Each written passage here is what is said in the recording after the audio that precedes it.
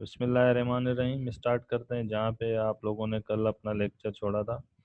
और इंशाल्लाह ताला कोशिश करते हैं कि उसी टॉपिक को कंटिन्यू करें और आपको ज़्यादा समझ में आए, उसके और एग्जांपल पढ़ें। Last time we studied the topic that was the divisibility in mathematical induction. उससे रिलेटेड उसकी डेफिनेशन हमने की थी, उससे रिलेटेड हमने उसके दो प्रॉब्लम किए थे। आज उसका थर्ड एग्जांपल करेंगे कि यूज़ मैथमेटिकल इंडक्शन। आपको मैथमेटिकल इंडक्शन यूज करनी है टू शो दैट, हमें क्या शो करना है, the product of any two consecutive positive integer. दो जो पॉजिटिव इंटीजर हैं, मतलब 3 के बाद 4 आता है, 4 के बाद 5 आता है, जो लगातार हैं, इज डिविजिबल बाय 2। कह रहा है आप क्या बताएं कि प्रोडक्ट ऑफ दो पॉजिटिव इंटीजर की आप प्रोडक्ट करें, दो कंजिक्यूटिव पॉजिटिव इंटीजर हो, वो डिविजिबल होगा 2 से। देखें 3 और 4 दो consecutive positive integer, yes they are divisible by 2। 7 8, देखें 7 और 8 को मल्टीप्लाई करें कितना हो जाएगा, डिविजिबल बाय 2। तो हमने कहा कि चलें अज्यूम करते हैं कि एक नंबर n है, because when we are assuming two consecutive integers we assume by n and n plus 1, because we don't know the numbers, that is why we refer n n plus 1। अगर मैंने n 3 लिया तो ये 4 हो जाएगा, अगर मैंने 7 लिया तो ये 8 हो जाएगा, अगर मैंने ये 9 लिया तो ये 10 हो जाएगा। Be two consecutive positive integer, we need to prove that n times n plus 1 is divisible by 2। हमें क्या प्रूफ करना है, मैंने आपको बताया 3 into 4, 7 into 8 like this consecutive integers, और वो divisible by हो क्या से, इससे 2 से। So our aim is to discuss now n times n plus 1 is divisible by 2 using mathematical induction। सबसे पहले आप क्या करते हैं, you substitute n equal to 1। आप क्या पुट करेंगे, n इक्वल टू 1, जहाँ जहाँ n आएगा वहाँ 1 पुट करेंगे। Here it will be 1, here it will be 1, देखें 1 1 प्लस 1, यहाँ 1 आ गया, 1 into 2 2, and your result is 2। क्या 2 इज डिविजिबल बाय 2 है, यस है। 2 को आप डिवाइड करें 2 से, रिजल्ट आ जाएगी 1, यस रिजल्ट भी इंटीजर आ रहा है। दैट इज़ वाई आपका बेसिक स्टेप आपने किया, सही किया है।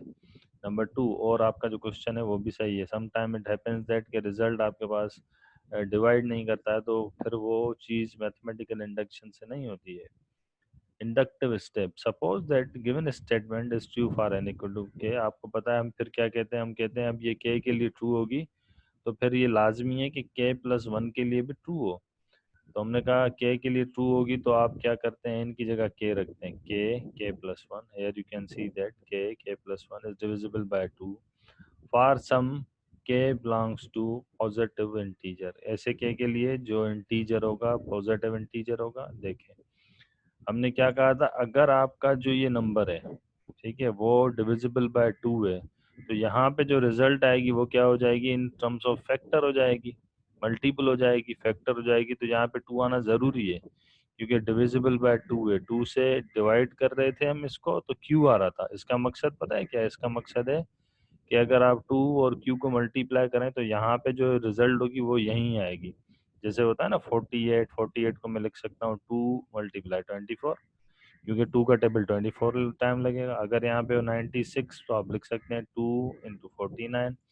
तो ये उस तरीके में लिख के बता रहा है, कह रहा है अगर ये डिविजिबल है तो 2 उसका फैक्टर होगा, क्यू कोई इंटीजर होगा। जैसे 49 48 है तो 2 आएगा, बाकी क्यू क्या आएगा 24। लाइक वाइज हम ऐसे कहते हैं इसको। देखें वी मस्ट शो दैट, हमें क्या प्रूफ करना है कि k प्लस 1 के लिए भी ये डिविजिबल बाय 2 होगा। कोई मसला नहीं, हम क्या करते हैं, n की जगह जो हमारा क्वेश्चन है, यहाँ n की जगह k प्लस 1 रखते हैं, यहाँ भी k प्लस 1। देखें k plus 1 k plus 1 plus 1, क्योंकि इसकी जगह आएगा k प्लस 1, इसकी जगह आएगा k प्लस 1, ये प्लस 1 सेम ही है। तो that is why here it is written k plus 1 bracket k plus 1 plus 1।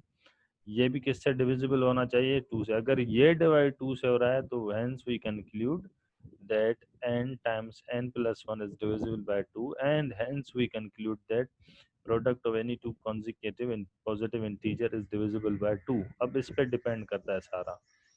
हम क्या करते हैं, k plus 1 bracket k plus 1 plus 1 left side को लेके राइट साइड को प्रूफ करते हैं कि ये डिविजिबल बाय 2 होगी। होगी तो फैक्टर आएगा, आएगा तो देखते हैं। Here we have written k plus 1 k plus 2, क्योंकि plus 1 क्या हो जाएगा plus 2, k plus 1 k plus 2। फिर हमने क्या किया, हमने कहा इसको हम ऐसे नहीं लिख सकते हैं k plus 1 times k plus k plus 1 times 2। अगर दोनों में से कुछ कॉमन ले तो k plus 1 कॉमन आ रहा है, यहाँ पे k बचा, यहाँ पे 2, तो आपने लिख दिया k plus 2। सेम है, इसका मकसद है we can break this term into two components like when we take factors. तो उसके बाद हमने कहा एक चीज आप नोट करें, कौन सी, ये वाली k plus 1 टाइम्स k, ये किसके बराबर है, फ्रॉम इक्वेशन ऑफ k, जब n equal to k put किया, this is equal to 2q, तो हमने लिखा this is equal to 2q and this is same k plus 1 into 2। दोनों में 2 कॉमन आ रहा है, yes there is a 2 common आया, times some integer positive integer plus 1, k भी इंटीजर है, q भी इंटीजर है, प्लस 1 है। तो इसका मकसद है यहाँ पे जो नंबर आते हैं सारे उनको हम फैक्टर्स में लिख सकते हैं, ऐसे फैक्टर्स में जो डिविजिबल बाय 2 हो। मतलब उस नंबर को अगर आप यहाँ पे 48 है 2 और उससे मल्टीप्लाई करें तो you can go and prove it that कि आपने यहाँ पे बताया कि जो दो कंसेक्यूटिव इंटीजर आप कोई भी उठाए वो डिविजिबल बाय 2 होंगे, और ये आपने मैथमेटिकल इंडक्शन से बताया। मैथमेटिकल इंडक्शन के 3 स्टेप होते हैं, 2 स्टेप होते हैं generally, basic and inductive. Basic में आप 1 पुट करते हैं, इंडक्टिव में आप k पुट करते हैं, फिर उस बेसिस पे कहते हैं k के लिए 2 है तो ये k plus 1 के लिए भी ज़रूरी है 2 है। फिर आप क्या करते हैं, k plus 1 वाले में लेफ्ट साइड लेके राइट साइड को प्रूफ करके दिखाते हैं, yes it's divisible by 2, therefore accordingly mathematical induction the product of any two consecutive positive integer is divisible by 2. Let's do another example regarding this mathematical induction divisibility by definition of divisibility. Here I prove by mathematical induction n cube minus n is divisible by 6 for each integer n greater than equal to 2. अब हम क्या 1 नहीं put करेंगे, जहाँ से ये होता है ग्रेटर देन 2 है तो 2 पुट करेंगे, लीस्ट वैल्यू तो वही है ना। यहाँ पे देखें आपके पास क्या रहा था, ये तो जनरल था, ठीक है, उसके बाद यहाँ देखें 1 तो 1 पुट करेंगे, यहाँ पे क्या था, इसमें भी ये जनरल था तो आपने 1 पुट किया। जब गिवन नहीं होता है तो आप 1 उठा लेते हैं, गिवन होता है उसमें 1 तो 1 उठा लेते हैं। अगर 1 से स्टार्ट नहीं है 2 है तो 2 से ही स्टार्ट करेंगे, ठीक है। ऐसा नहीं कि आप 1 पे करके कहें कि नहीं हो रहा है, यहाँ पे 2 है, ठीक है, यहाँ पे क्या गिवन है 2, और ये अगर आप यहाँ पे 1 पुट करेंगे ना तो ये होल्ड नहीं करेगा, दैट इज वाई इसने कहा 2 से स्टार्ट करें। देखें for n equal to 2 you will substitute here 2 power 3, okay, 2 power 3 minus 2, 2 power 3 is 8, 8 minus 2 is 6। क्या 6 डिविजिबल है 6 से, यस, 6 का डबल 6 पे लगाएंगे तो 1 आएगा, and that is why we have written 6 as a product of 1 and 6। आपको मैंने क्या कहा था, अगर 6 डिविजिबल होगा तो 6 के फैक्टर होंगे, one of the factor will divide this term, that is your 1, 1 can be 6 can be divided by 1 and the result is 6, ठीक है। therefore the given statement is true for n equal to q n equal to 2 because आपका result 6 आया और वो 6 से divide हो रहा है, यहाँ 5 हो यहाँ 6 आया तो फिर तो नहीं होगा, लेकिन यहाँ भी 6 है यहाँ भी 6 है और आपका डिविजिबल है। फॉर एग्जाम्पल यहाँ पे 12 होता तो भी डिविजिबल होता, 18 होता तो भी डिविजिबल होता, 24 होता तो भी डिविजिबल होता। That is why you will check कि जो रिजल्ट है वो डिविजिबल है या नहीं है। यहाँ 6 से यहाँ पे आ जाए 25, then you cannot go further, आप आगे नहीं जाएंगे, आप कहेंगे ये डिविजिबल नहीं है। So by mathematical induction we conclude that the given n cube minus n is not divisible by 6, आगे चेक ही नहीं करना है। Then what is our second step? Our second step is to check inductive step. Suppose that the statement is true for n equal to k। आप लोगों को पता है कि आपकी जो स्टेटमेंट है वो किसके लिए ट्रू है, n इक्वल टू k के लिए ट्रू है। तो आप क्या करते हैं, n की जगह k रखते हैं। यहाँ पे देखें n की जगह आपने k रखा तो k क्यूब आ गया, फिर यहाँ पे n की जगह k रखा तो k आ गया। इज डिविजिबल बाय 6, अगर ये डिविजिबल 6 से है तो आप क्या करते हैं, आप लिखते हैं k cube minus k is equal to 6 times some q। q का मकसद है कोई इंटीजर होगा, जैसे मैंने आपको बताया ऐसे तो नहीं है ना हर बार रिजल्ट 6 आएगी, जब मैंने 2 पुट किया तो 6 आ रही है, 3 पे तो चेंज आएगी ना, ऐसे तो नहीं 6 ही आएगी। देखिए 3 पे क्या आती है, 2 पावर 3 इज 18। ओके, क्योंकि जब मैं यहाँ पे 3 रख रहा हूँ, जाहिर सी बात है ग्रेटर देन इक्वल टू 2 है, तो फिर मैं यहाँ 3 रखूंगा। 3 का क्या हो जाएगा 27, 27 माइनस 3 24, देखिए 4 आ गया। तो क्या होगा, नंबर चेंज होगा ना, दैट इज वाई हम ये कह रहे हैं 6 तो आएगा, बाकी यहाँ क्यू कुछ भी हो, क्यू अगर 5 रखें तो भी डिवाइड हो जाएगा, 6 रखें तो भी डिवाइड हो जाएगा, 7 रखें, क्योंकि 6 टाइम 6 आना ज़रूरी है, क्योंकि तभी यहाँ पे जो नंबर होगा उसका फैक्टर में 6 तभी आएगा जब आप प्रोडक्ट करें दो नंबर की, क्या है फिर वही नंबर है। जैसे मैंने कहा 24 तो आप 4 लिख देंगे, मैंने कहा 30 आप 5 लिख देंगे, मैंने कहा 60 आप 10 लिख देंगे। देंगे 6 तो आएगा ही आएगा, क्योंकि डिविजिबल बाय 6 तभी तो होगा जब उसके नीचे फैक्टर हो, उसमें one of the factor should be the number which divides the given number. तो आपने उसी तरीके से लिखा। Then we need to prove that when you substitute n equal to k plus 1, then your given statement propositional function is divisible by 6। आप क्या करेंगे, n की जगह k plus 1, यहाँ पे भी k plus 1, यहाँ पे भी k plus 1, you substitute here that k plus 1 whole cube minus k plus 1। अब आप इसको ओपन करेंगे, a cube plus b cube plus 3a square b plus 3ab square, by using this formula you will open the, आप इसको open करेंगे और आप इसको फर्दर हल करेंगे। ठीक है, क्या फार्मूला होता है, a cube plus 3a square b plus 3ab square plus b cube, this is the same. ये आप क्या रखेंगे, this will remain to be the same, इसमें कोई फर्क नहीं आएगा। ठीक है, तो आपने क्या किया, यहाँ पे थोड़ी मिस्टेक है, यहाँ पे आपका के क्यूब नहीं है, ये स्क्वायर है, क्योंकि फार्मूला होता है a cube plus 3a square b plus 3ab square plus b cube, तो यहाँ पे आएगा के स्क्वायर, मेक इट करेक्ट, आप यहाँ पे के स्क्वायर करेंगे। ठीक है, and this term is remains to be the same, ये टर्म आपकी क्या है, सेम है। फिर हम क्या करते हैं, सिंप्लीफाई करते हैं, देखें के क्यूब सेम ही है। ठीक है, this is k cube same, ये के स्क्वायर है और कोई टर्म नहीं है के स्क्वायर वाली, यहाँ मिस्टेक है, आप इसको सही कर दें। ठीक है, के स्क्वायर है, ये देखें के स्क्वायर ही आया। ठीक है, क्योंकि 3 है, मिस्टेकनली इसने 3 लिखा है तो ये 3 ही लिखेगा नीचे, तो यहाँ पे वैसे के स्क्वायर है तो यहाँ पे के स्क्वायर ही रहेगा। Another term will be added, आपने कहा कि भाई 3 के, ये एक 3 के, ये माइनस के, जब आप मल्टीप्लाई करेंगे क्या आएगा, माइनस के, 3 के में से के गया 2 के, ये 1, ये -1, दोनों कैंसिल, दिस विल बी 0। तो आपके पास क्या टर्म बची, के cube plus 3k square plus 2k। once again I will repeat, here is a mistake, you need to correct it, this is k square। then what is your aim, आप क्या करेंगे, अब इसको सिंप्लीफाई की तरफ लेके जाएंगे, आप कहेंगे कि मुझे ये फैक्टर दो बनाने हैं, ये वाले, क्योंकि तभी तो मैं 6 से रिप्लेस कर पाऊंगा। यहाँ पे देखें, और ये वाली टर्म लाना ज़रूरी होता है, के क्यूब माइनस के, ये आएगी तो मैं उसकी जगह ये लिख दूंगा। तो now our aim is to create the term that is k cube minus k. Okay, तो हमने क्या कहा, हमने क्या, आप ऐसे लिखते हैं, ये के क्यूब, ये माइनस के। ठीक है, हमने क्या कहा, के क्यूब माइनस के, बाकी क्या बचा, ये स्क्वायर वाली टर्म है 3k square, mistakenly there is a 3, so this is 3k square plus 2k same, ये प्लस के, ये प्लस का के, ये माइनस का के, कैंसिल, ये वापस आ गए।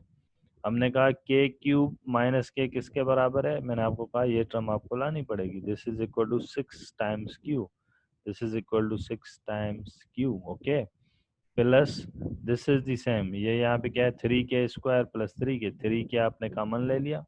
ठीक है, आपने क्या कॉमन ले लिया, 3k, the remaining is k plus 1, since k is an integer, so k times k plus 1 being the product of two consecutive integer is even number। And let हमने अज्यूम किया कि भाई लेट करें, k times k plus 1 is 2r, आप कह सकते हैं कि भाई कि आपने कहा कि since k is an integer, so k times k plus 1 being the product of two consecutive integer, आपकी प्रोडक्ट किसकी हो रही है, आपने अभी अभी पढ़ा कि दिस k और k प्लस 1 ये क्या होता है, ये टू कॉन्सेक्यूटिव इंटीजर की प्रोडक्ट है। अभी आपने पीछे सवाल में भी हल किया, देखें ये k प्लस 1। ठीक है, और दो consecutive product of integer किससे divisible होती है, 2 से होती है, that is why we have written 2r, क्योंकि हम q एक बार यूज कर चुके हैं। once again बार बार तो नहीं यूज करेंगे. So we have written 2r. हमने कहा ये product of two consecutive integer है, it will be divisible by 2, तो this will be 2r. r तो कुछ भी हो सकता है, मतलब डिविज, अगर मैं यहाँ 6 लिखूं तो यहाँ r 3 हो जाएगा, अगर मैं यहाँ 12 लिखूं तो r क्या हो जाएगा 6, अगर यहाँ 14 लिखूं तो r क्या हो जाएगा 7. तो हमने कहा नाउ इक्वेशन 2 कैन बी री रिटन एज, इक्वेशन 2 को आप ऐसे लिख सकते हैं 6q सैम 3, और आपने लिखा के प्लस 1 की जगह 2r, because this is consecutive integer की प्रोडक्ट है, और you can, it is divisible by 2 and it's factor will be 2 times r. अगर आपने यहाँ लिखा 4 3 तो ये हो जाएगा 12, आप यहाँ लिखेंगे 2 इंटू 6. अगर आपने लिखा यहाँ पे, आपने कंसेक्यूटिव की बात हो रही है 5 और 6, 5 और 6 क्या हो जाएंगे 30, तो आप लिखेंगे 2 इंटू 15.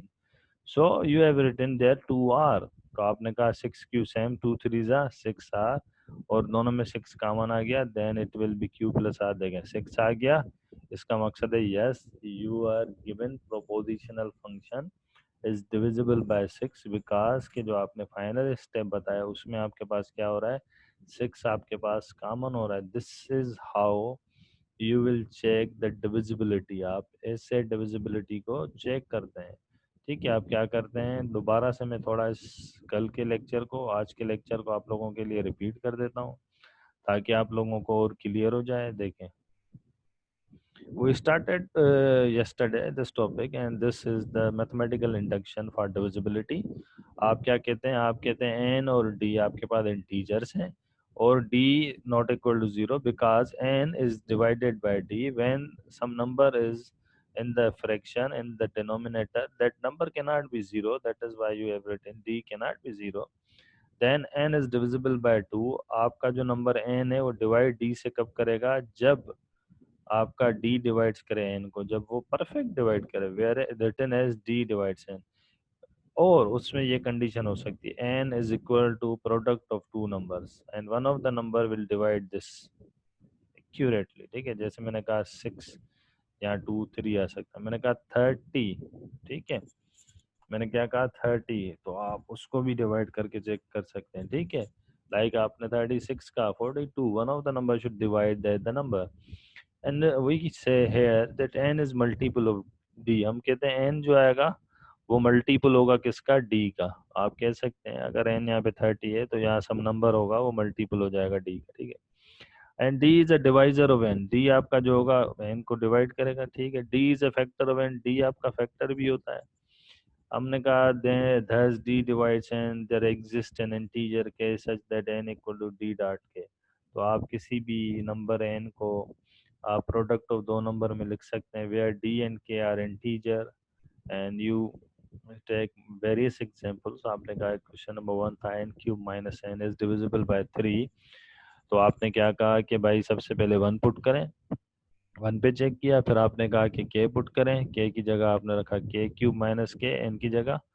तो आपने कहा यहाँ 3 टाइम्स क्यू आएगा क्योंकि 3 से डिविजिबल है, तो 3 इसका फैक्टर होगा by multiplying some number. Once again if there is 12 you can write 3 into 4, if there is 18 you can write 3 into 6. 3 आना जरूरी है, ऐसे नंबर यहाँ पे ऐसा नंबर आएगा जो 3 से डिवाइड होगा. therefore you have written here 3 is compulsory and so on we need to prove. हम क्या करते हैं, हम कहते हैं k प्लस 1 के लिए भी आपके लिए ये स्टेटमेंट सही हो, k प्लस 1 के लिए अगर ये सही होगी तो हम क्या करते हैं, हम इसको n की जगह k प्लस 1 रखते हैं और उसको प्रूव करके दिखाते हैं. हमने a cube plus b cube का फार्मूला लिखा, this term is remain same, simplify किया, आखिर में यहाँ 3 आया, और ये 3 शो करता है कि यहाँ पे जो भी टर्म आएगी वो डिविजिबल बाय 3 होगी क्योंकि 3 उसका फैक्टर है. Likewise you have taken another example. आपने एग्जांपल नंबर 2 किया था, इससे रिलेटेड आपने उसको सही नमूने पढ़ा. उसमें भी आपने ये बताया कि कैसे आप चेक करते हैं n इक्वल टू 1 पे, फिर n इक्वल टू k पे, n equal to k plus 1 पे, डिविजिबल बाय 3 है, तो आपके पास जो लास्ट यहाँ पे फैक्टर आता है दैट इज डिविजिबल बाय 3. उसके बाद आपने कहा कि example number 3 that today we have discussed this example once again divisible by 6 है, तो लास्ट स्टेप जो है आपका आएगा that will be divisible by 6. इससे पहले आपने ये एग्जांपल किया था product of two consecutive integers, तो आपने उसमें बताया था कि that will be divisible by 2 है, तो यहाँ पे 2 आएगा। और यही एग्जांपल जो हमने पढ़ा हमारे लास्ट एग्जांपल में यहाँ बीच में यूज़ हो गया। हमने कहा कि ये डिविजिबल बाय 6 तो नहीं हो रहा है यहाँ पे। फिर हमने कहा कि ये दो कॉन्जिक्यूटिव इंटीजर की प्रोडक्ट है। अगर ये दो कॉन्जिक्यूटिव इंटीजर की प्रोडक्ट है तो आपके पास क्या हो जाएगा, यहाँ पे आप लिखेंगे 2r, क्योंकि आपने अभी अभी पढ़ा पीछे कि जब दो कंसेक्यूटिव इंटीजर की प्रोडक्ट होती है वो डिविजिबल बाय 2 होती है। 2 होती है तो 2 टाइम्स q, क्योंकि q हम पहले यूज कर चुके हैं तो हमने कहा अब 2r ले लेते हैं, क्योंकि r q ये z जो भी हैं आपके पास इंटीजर ही होंगे।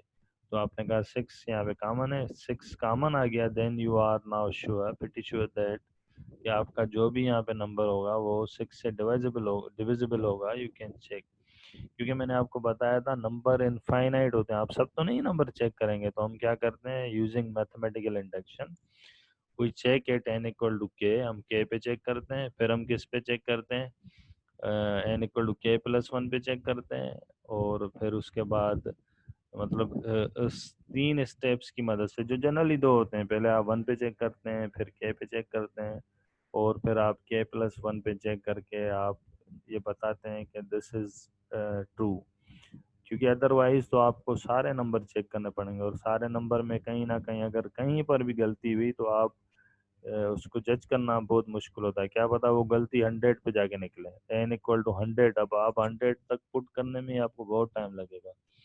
क्या पता वो पहले स्टेज पे ही गलती आ जाए, लेकिन यूजिंग मैथमेटिकल इंडक्शन 3 स्टेप्स में आपके लाखों स्टेप हो जाते हैं।